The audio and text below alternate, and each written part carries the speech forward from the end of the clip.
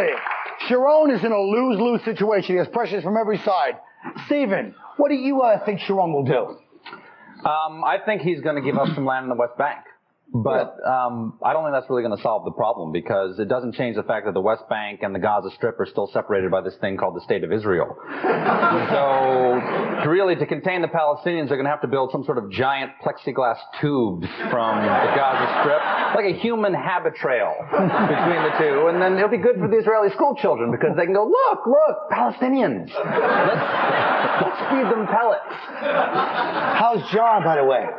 How's what? You happy over there? How's John? How are you happy over the Daily Show? He's tiny. Huh. Yeah. Tell him I said hello. Hello. The one thing about the Middle East, I'm really tired of hearing about it. And the Palestinians have got to stop this awful philosophy they're taking of not recognizing Israel as a state. If not recognizing or acknowledging something made it go away, every girl I've ever slept with would have disappeared 5 minutes after we were finished. You know, I don't think they're never going to solve that. I'm not optimistic about them solving it at all, because, you know, first of all, I mean, the Israelis, they do need their own homeland that's not under terrorist attacks, so that American Jews could send their kids there to get more Jewy. But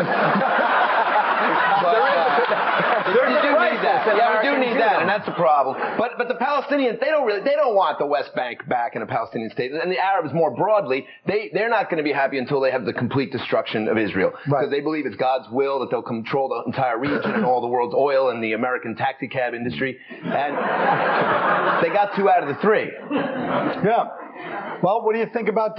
Is there a solution to this? Anybody?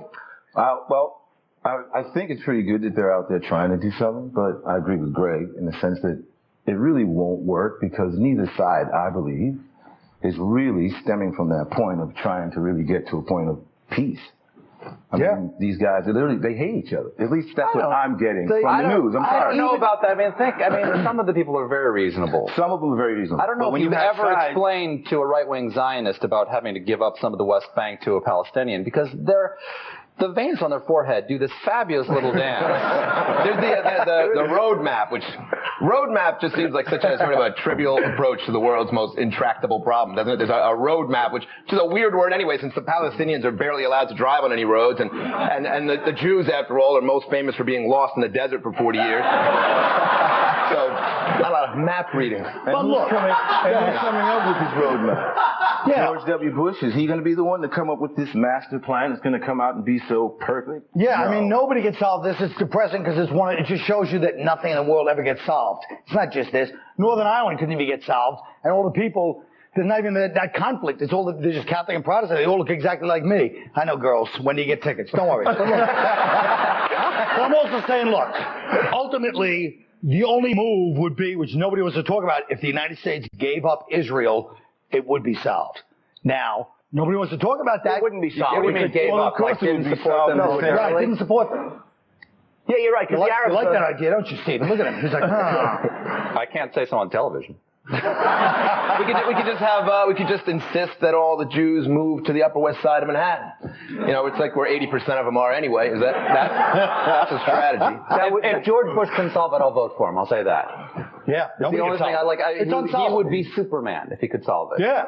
Well, he's not going to solve it. They trick Clinton. See, they bring over every president just to act like they're going to solve it, and then it never gets solved. No one's going to solve it. The whole area has, like, the stability of Jake LaMotta's marriage. They hate each other. It's not, even if the Jews weren't there, Iran and Iraq are going to get along, and they hate each other. So the whole area sucks. There's no, Guys, I'm tired of hearing about it. The whole world is like that. There's always going to be fights everywhere. Does anyone know anything about Mahmoud Abbas, the new Palestinian leader? I know he's in deep trouble. I'm just saying, this is not one of those things that's going to get solved. You know what I mean? There's too much bitter blood. Look, even Northern Ireland. Northern Ireland was an easy situation. We threw a lot of money in there. Everybody almost looks the same. They still hate each other. They're still going to bomb each other. And over there, you got the IRA, the one group that's not terrorists, that are actually freedom fighters. So that pisses me off. Go ahead, Stephen. You want one more? No, just to say, as an Irish person, do you hate the British? No. Do any part of you dislike the British? I know, but I'm an Irish, and I was raised and I was raised in America, but just deep down, I think they're bastards. The British? Yeah, deep down, I think they're just bastards. You know, my family got kicked off their land 300 years ago in Tyrone, which is my middle name, and we got sent west of the River Shannon to try to farm rock, and then sent over on a boat on the Noble Dundee, and my great-great-great-uncle Michael died on the passage over, and he was 11, so those bastards. That was really beautiful. It was almost like a mini-series about Arnold. I like that. Thank you. That was really funny about it. My family was thrown out actually in 1921 from the north.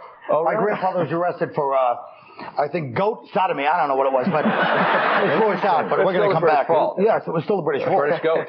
Yeah. Listen, the Surgeon General has determined it's not healthy to leave me alone with these people. So we'll be right back.